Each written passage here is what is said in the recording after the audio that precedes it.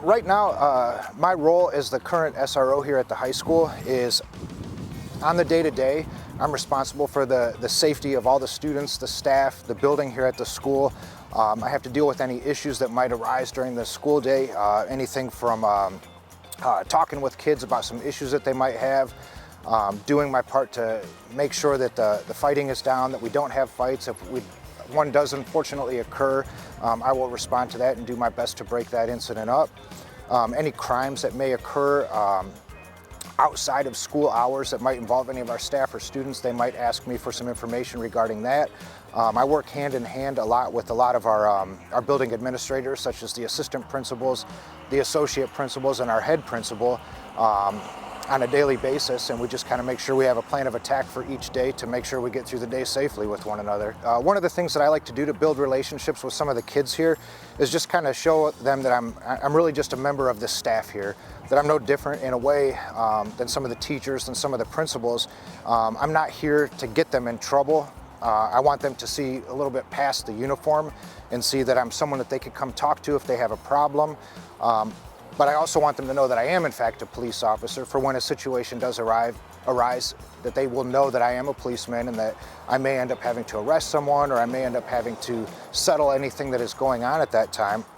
So it's very important for me and a lot of the staff members here to build relationships with the other kids here that are at the school, just so that they know I'm a trusted source that they could come to, a familiar face that they're going to see every day, and someone that they're able to come to in a time of need or something along those lines.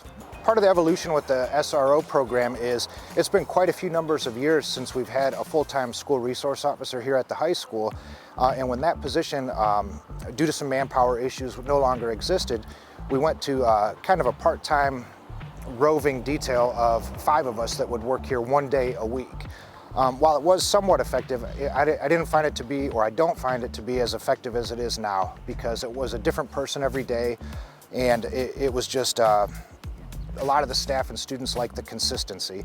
So I was fortunate enough, January before this past year, the last half of last school year, I was asked by the schools and the department to step in here and be the full-time school resource officer.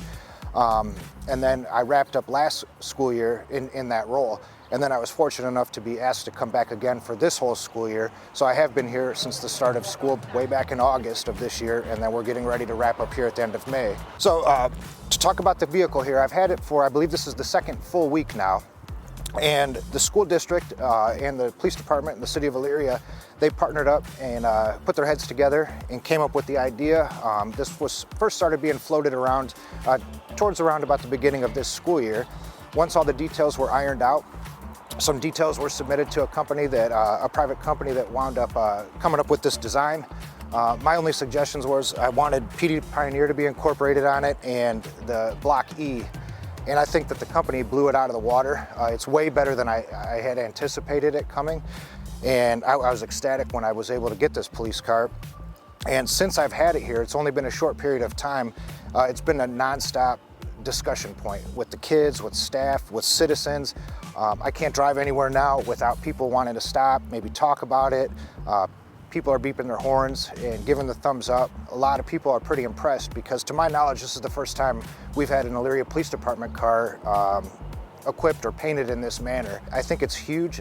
I really want the kids to see that there's like a full commitment here between the city schools and the city police department working together with one goal and being partners with one another here at the school. Kids that I haven't ever even really had a chance to speak to before are coming up here now asking questions about the car, asking to see it. People are taking pictures of it. People want to take pictures with it. So I have seen nothing but just positive feedback from all areas of the community, especially here at the school with the staff and students. It's blown, my expectations of what it was going to be like have just been blown out of the water with the amount of positive feedback that's come from this, with this car being painted in this manner.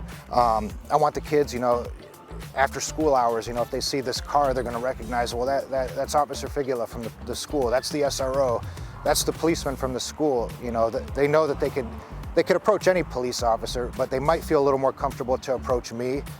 When they see it parked here, they're going to know that, you know, I'm here and that I can be trusted and that they can come and talk to me with anything that they might have. I think it's good. The kids really like the consistency of it.